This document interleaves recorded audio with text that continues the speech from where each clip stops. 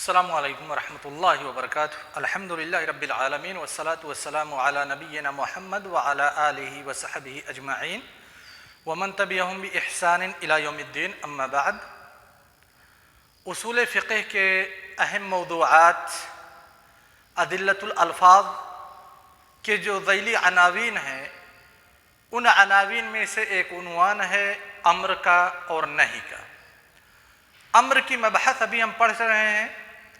کل امر کی ہم نے لغوی تعریف اور اصطلاحی تعریف اخذ کی تھی۔ آج اسی امر کا سلسلہ جاری رہے گا اور امر کے جو بعض اہم مسائل ہیں ان مسائل پر اختصار کے ساتھ گفتگو ہوگی۔ سب سے پہلے آج ہم گفتگو کریں گے امر کے صیغوں پر، اور دوسرا پوائنٹ ہوگا انشاءاللہ امر کے صیغوں کے بعد کہ کیا امر میں آمر کا ارادہ شرط ہے یا نہیں، یعنی ہم کسی چیز کا حکم دیتے ہیں تو کیا ہمارے حکم کے ساتھ ساتھ ہمارا یہ ارادہ ہوتا ہے کہ جس کو ہم حکم دے رہے ہیں وہ حکم بجا لائے یا نہیں۔ ان دو نقطوں پہ انشاءاللہ آج گفتگو ہوگی۔ تو ہم شروع کرتے ہیں سب سے پہلے نقطے سے کہ امر کے صیغے کیا ہیں، کیسے امر جانا جائے گا اور کون کون سے صیغے۔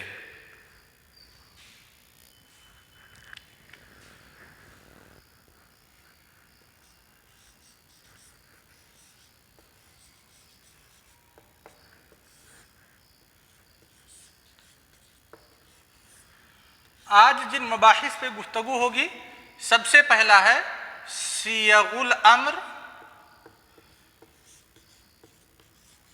اور دوسرا نقطہ ہے انشاءاللہ هل تشترط الارادہ فی الامر او لا۔ ان دونوں ٹاپکس پہ، ان دونوں مسائل پہ انشاءاللہ آج گفتگو ہوگی۔ ہم سب سے پہلے آتے ہیں صیغ امر کی طرف۔ یہ در حقیقت یہ مسئلہ صیغ امر صرف انہی لوگوں کے مسائل کے ضمن میں آ سکتا ہے جو لوگ اللہ تبارک و تعالیٰ کے کلام کو لفظی مانتے ہیں، اور یہ مانتے ہیں کہ جب الفاظ ہیں تو ان کے کچھ صیغے بھی ہیں۔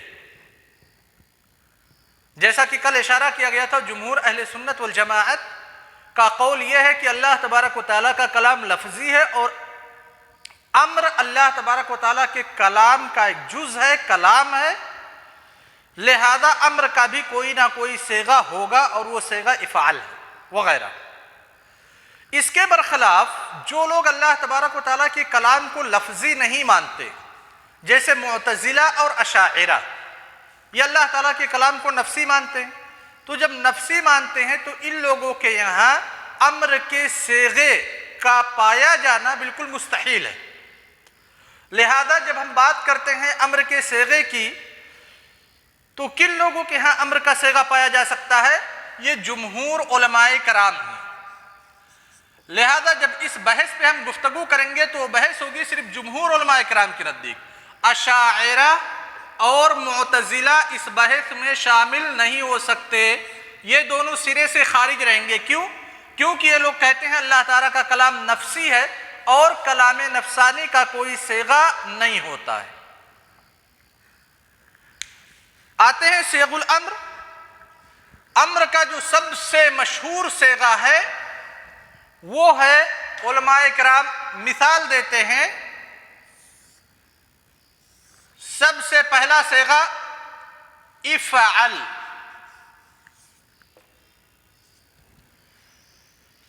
سب سے پہلا صیغہ افعال، یعنی ثلاثی مجرد سے جو افعال کے وزن پہ یا افعل کے وزن پہ یا افعل کے وزن پہ آئے وہ فعل امر ہے۔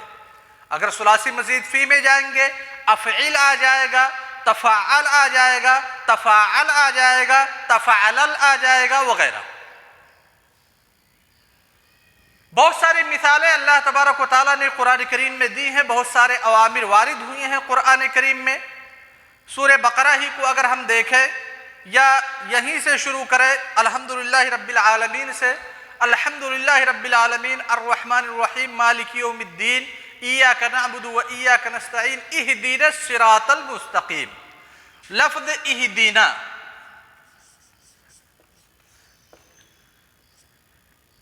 لفظ اہدنا، یہ اہدنا افعل کے وزن پہ ہے۔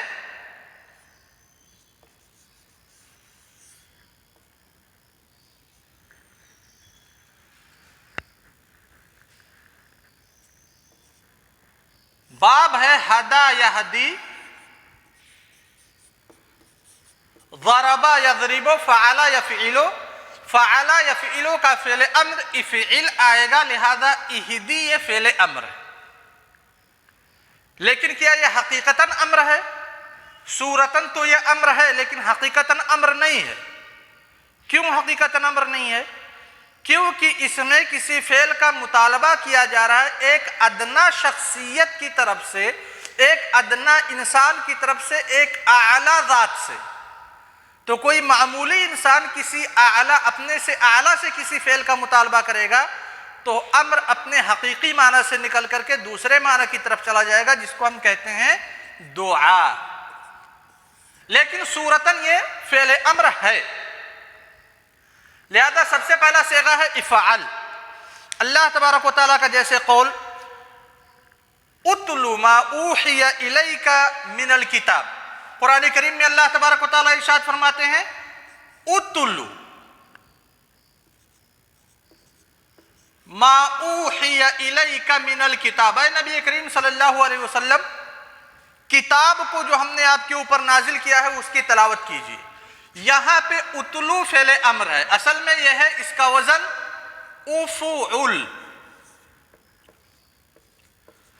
تلا یتلو یہ فعل ماضی ہے، اس کا ثلاثی مجرد، تلا یتلو باب فعل یفعلو سے، جسے ہم نصر ینصرو کہتے ہیں۔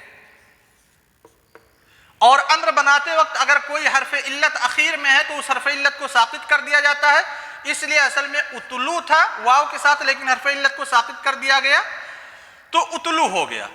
اتلو یہ افعل کے وزن پہ ہے، گویا کہ افعل جو امر کا ایک صیغہ ہے اسی صیغے کی مثال اتلو ہے۔ پہلا صیغہ۔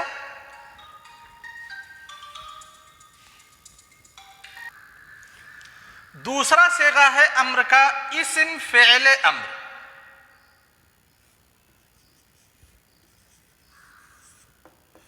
اسم فعل امر جیسے کہا جاتا ہے حی علی الصلاۃ، حی اسم فعل امر ہے، یہ افعل کے وزن پہ نہیں ہے یا افعال کے وزن پہ نہیں ہے، جیسا کہ ہم دیکھ رہے ہیں حی اور افعال دونوں کے اوزان مختلف ہیں۔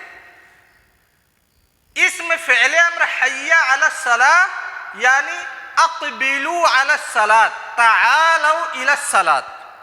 اور تیسرا صیغہ ہے امر کا المصدر النائب عن فعل الامر، وہ مصدر جو فعل امر کا نائب ہو، مصدر جو فعل امر کا نائب ہو۔ بہت ساری مثالیں قرآن کریم میں موجود ہیں، جیسے فَإِذَا لَقِيتُمُ الَّذِينَ كَفَرُوا فَضَرْبَ الرِّقَابِ، یہ مصدر ہے فضرب الرقاب، مطلب ہے فضربوا الرقاب، یعنی جب دشمنوں سے میدان جنگ میں ملاقات ہو تو دشمنوں پہ رحم مت کرو، دشمنوں کو مارو۔ یہ میدان جنگ کی بات ہو رہی ہے، حالت سلم کی بات نہیں ہو رہی ہے۔ بہت سارے لوگوں نے اعتراض کیا اسلام کے اوپر ان جیسی آیات کو لے کر کے کہ کہتے ہیں فَإِذَا لَقِيتُمُ الَّذِينَ كَفَرُوا فَضَرْبَ الرِّقَابِ، جہاں بھی کافروں کو پاؤ قتل کر دو۔ ارے بھائی اس کا مفہوم تھوڑی نہ ہے، مفہوم یہ ہے کہ جب جنگ چل رہی ہو آپ کے اور کافروں کے مابین تو وہاں دشمنوں پہ رحم کھانے کی ضرورت نہیں ہے۔ یہ نہیں دیکھنا ہے کہ یہ میرا بھائی ہے، یہ میرا پڑوسی تھا، میرے ساتھ کھیلتا تھا۔ جب میدان جنگ میں ہو تو صرف دو ہی رزلٹ ہے، یا تو آپ مارو گے یا تو آپ مرو گے۔ لہذا اپنے نفس کی حفاظت کیجیے، اپنے دشمن کو ماریے، اور تقریباً پوری دنیا کا اصول ہے، صرف اسلام نے کوئی نیا اصول نہیں بنایا جس پہ لوگ اعتراض کریں۔ خیر، کہنے کا مطلب یہ المصدر النائب عن فعل الامر، جیسے فَإِذَا لَقِيتُمُ الَّذِينَ كَفَرُوا فَضَرْبُ الرِّقَابِ۔ چوتھا صیغہ فعل مضارع مجزوم بلام الامر، فعل مضارع مجزوم بلام الامر، یعنی فعل مضارع ہو جیسے یضربو،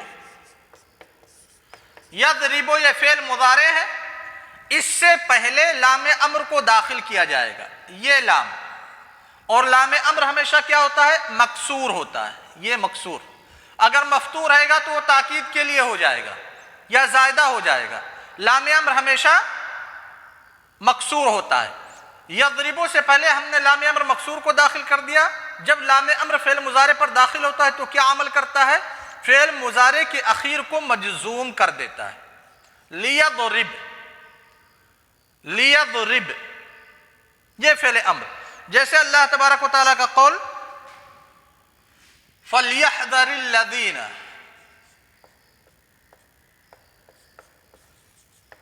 فَلْيَحْذَرِ الَّذِينَ يُخَالِفُونَ عَنْ أَمْرِهِ أَن تُصِيبَهُمْ فِتْنَةٌ أَوْ يُصِيبَهُمْ عَذَابٌ عَلِيمٌ۔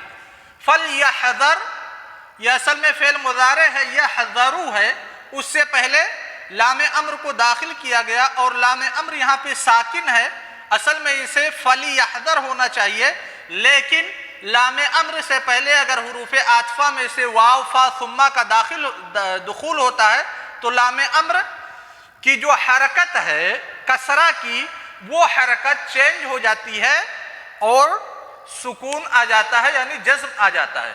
لہذا فَلْيَحْذَرْ یہ فعل مضارع مجزوم بلام الامر ہے۔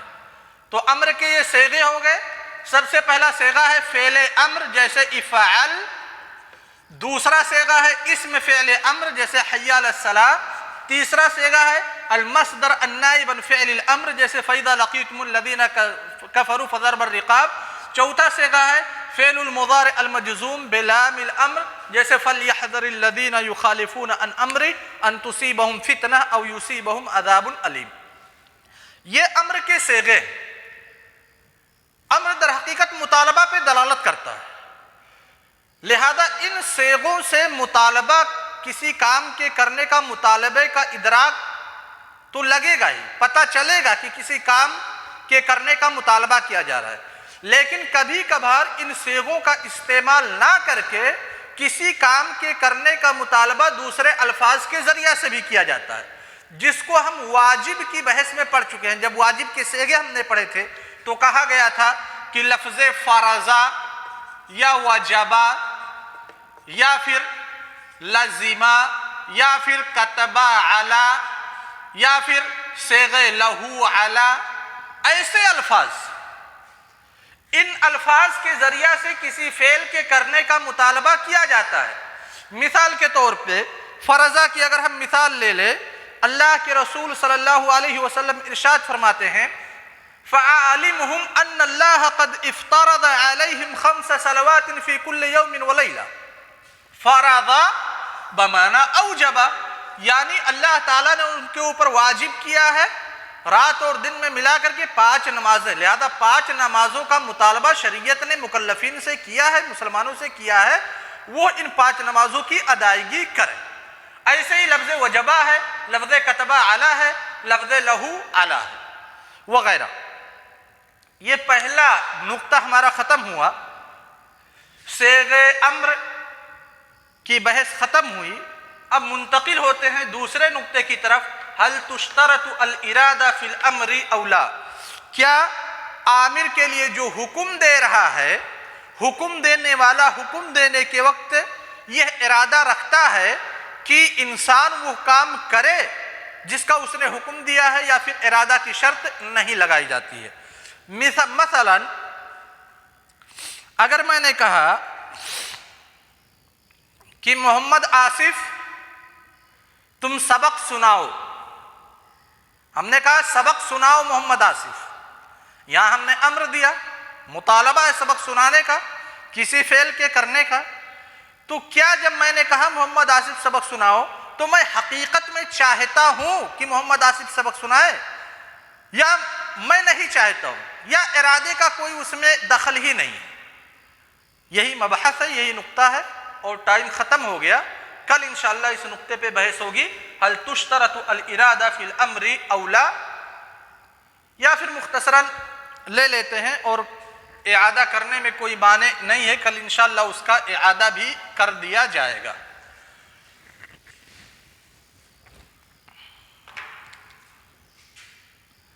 هل تشترط الارادہ فی الامر اولا، مثال آپ سمجھ گئے، یہ مسئلہ ہے، مسئلہ میں علماء کرام کے دو قول ہیں، جمہور علماء کرام ایک طرف ہے، دوسری طرف معتزلہ اور اشاعرہ۔ جہاں پہ بھی معتزلہ مخالفت کریں گے، اشاعرہ مخالفت کریں گے جمہور علماء کرام کی، یعنی کسی مسئلے میں اگر اختلاف جمہور علماء کرام اہل سنت والجماعت اور مخالفین کے مابین ہے، معتزلہ، اشاعرہ، قدریہ، جہمیہ وغیرہ جو دوسرے فرقے ہیں، تو فوراً ہمارے سمجھ میں بات آ جانی چاہیے کہ اس مسئلے میں اختلاف کا سبب کوئی عقدی مسئلہ ہے، کوئی اعتقادی مسئلہ ہے۔ یہاں پہ بھی جیسے ہم نے دیکھا، ایک طرف ہیں جمہور علماء کرام، دوسری طرف ہیں معتزلہ، اشاعرہ۔ جمہور علماء کرام کی مخالفت کرنے والے معتزلہ اور اشاعرہ، لہذا فوراً ہمارے سمجھ میں یہ بات آ جانی چاہیے کہ اس مسئلے میں اختلاف کا سبب ایک عقدی مسئلے میں اختلاف ہے۔ جمہور علماء کرام کہتے ہیں کہ آمر کے لیے ارادہ شرط نہیں ہے، یعنی جو حکم دے رہا ہے لا تشترط الارادہ، کہتے ہیں ارادہ شرط نہیں ہے۔ میں آصف سے کہتا ہوں کہ آصف تم سبق سناؤ، لیکن ضروری نہیں کہ میں چاہتا بھی ہوں کہ آصف سبق سنائے، بالکل ضروری نہیں۔ اس کے برخلاف معتزلہ اور اشاعرہ کہتے ہیں تشترط، یعنی ارادہ شرط ہے۔ جب میں نے کہا آصف سبق سناؤ تو میں چاہتا ہوں کہ آصف سبق سنائے، جس چیز کا میں حکم دے رہا ہوں وہ چیز میں چاہتا بھی ہوں کہ مکلف اس چیز کو کرے، مخاطب اس چیز کو کرے۔ کیوں بھائی، کہاں سے مسئلہ آ گیا؟ یہ مسئلہ در حقیقت ڈیپینڈ کرتا ہے ایک عقدی مسئلے پر، جس کو ہم کہتے ہیں ارادۃ اللہ۔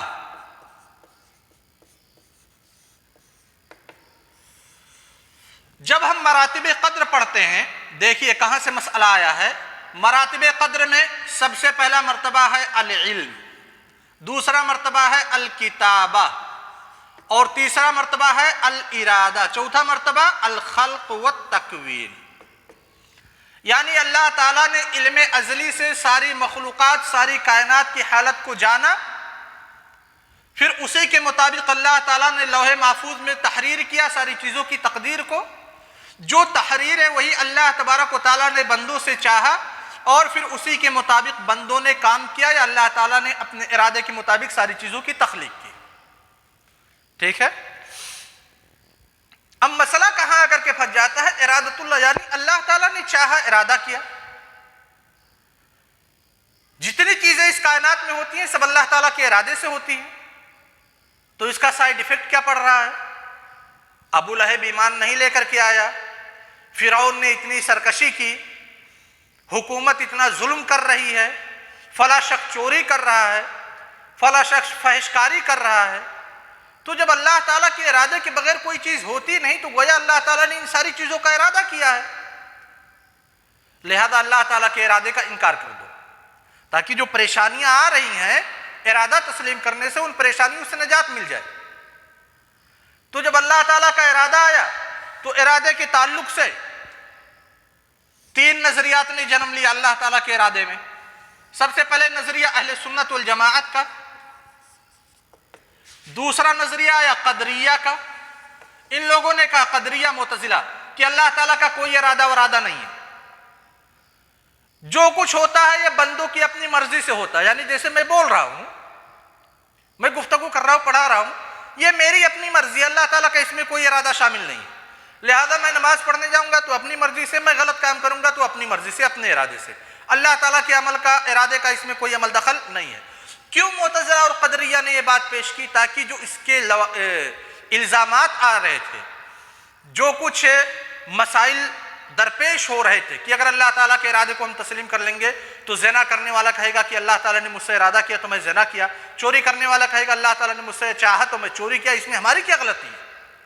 لہذا اس چیز سے بچنے کے لیے ان لوگوں نے کہا کہ انسان مطلق آزاد ہے، اللہ تعالیٰ کے ارادے کا کوئی عمل دخل نہیں. تیسرا جو نظریہ آیا اللہ تعالیٰ کے ارادے میں، اسی معتزلہ قدریہ کا ریئیکشن تھا.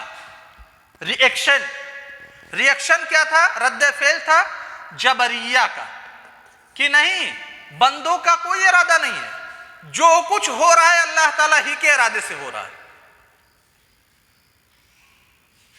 کیونکہ جب قدریہ نے یہ بات کہی، معتزلہ نے یہ بات کہی کہ بھائی اللہ تعالیٰ کا کوئی عمل دخل نہیں ہے، تو پھر ایک اشکال ذہن میں آتا ہے، یعنی اللہ تعالیٰ کا انسانوں کے اوپر کوئی اختیار نہیں ہے، اور جب اختیار نہیں ہے انسانوں کے اوپر تو پھر وہ معبود کیسے ہو سکتا ہے؟ کیونکہ خالق کے لیے ضروری ہے کہ وہ قدیر ہر ایک چیز پر قدرت رکھتا ہو. تو جب انسانوں پہ وہ قادر نہیں ہے اللہ تعالیٰ، تو پھر وہ قدیر کیوں؟ اور جب قدیر نہیں ہے تو وہ معبود نہیں ہے، یعنی اللہ تعالیٰ کی نفی لازم آ جائے گی. تو پھر جبریہ نے کہا اس اشکال کو دور کرنے کے لیے کہ نہیں، بندے تو مجبور محض ہیں، ایک آلہ ہیں، سارا کام اللہ تعالیٰ ہی کرتا ہے، سارے ارادات اللہ تعالیٰ ہی کے ہیں، بندوں کا کوئی ارادہ نہیں.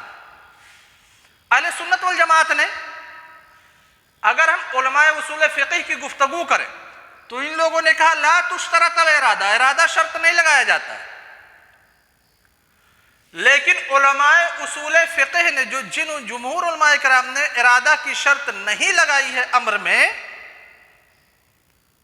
وہ لوگ بھی اس میں بہت ڈاواڈول.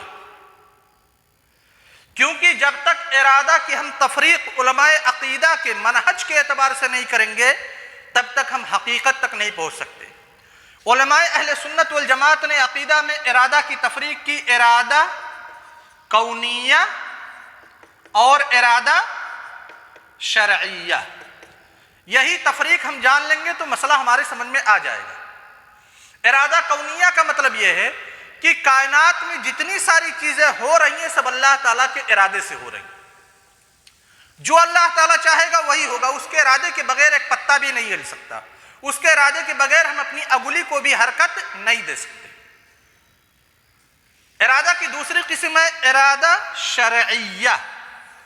یہ ارادہ شرعیہ کا مطلب یہ ہے کہ اللہ تعالی نیک کام کو، اچھے کام کو بندوں سے چاہتا ہے کہ وہ کرے. اچھے کام اللہ تبارک و تعالیٰ ہر ایک سے چاہتا ہے، لیکن فرق کیا ہے دونوں میں؟ کہتے ہیں ارادہ کونیہ لا محالہ واقع ہوگی، لیکن ارادہ شرعیہ ضروری نہیں ہے کہ واقع ہو، کبھی واقع ہوگی کبھی واقع نہیں ہوگی. کیسے؟ جیسے اللہ تعالیٰ نے تمام انسانوں کو اسلام کی دعوت دی، محمد صلی اللہ علیہ وسلم کی بعثت کے بعد تمام لوگوں سے یہ ارادہ کیا ہے شرعاً کہ وہ لوگ ایمان لے کر کے آئے، تبھی قرآن کو نازل کیا، محمد صلی اللہ علیہ وسلم کو بھیجا.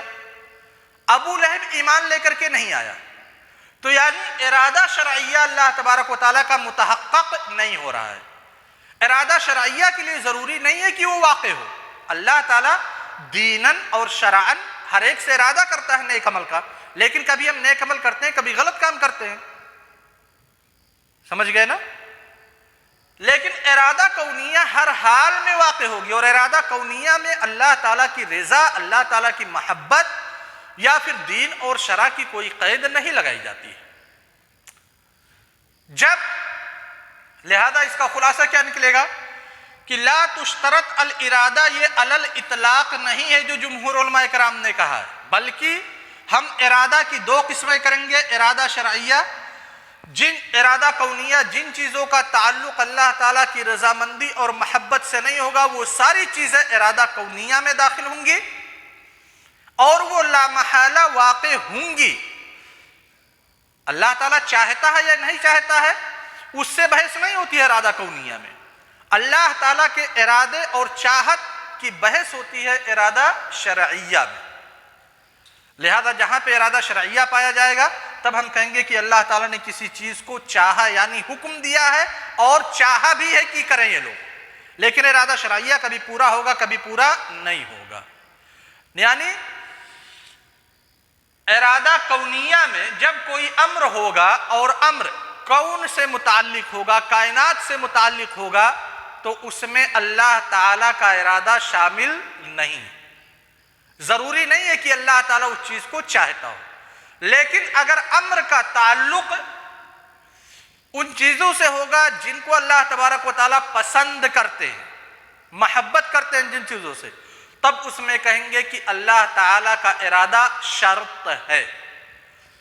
امید کی بات سمجھ میں آ گئی ہوگی۔ السلام علیکم ورحمۃ اللہ وبرکاتہ۔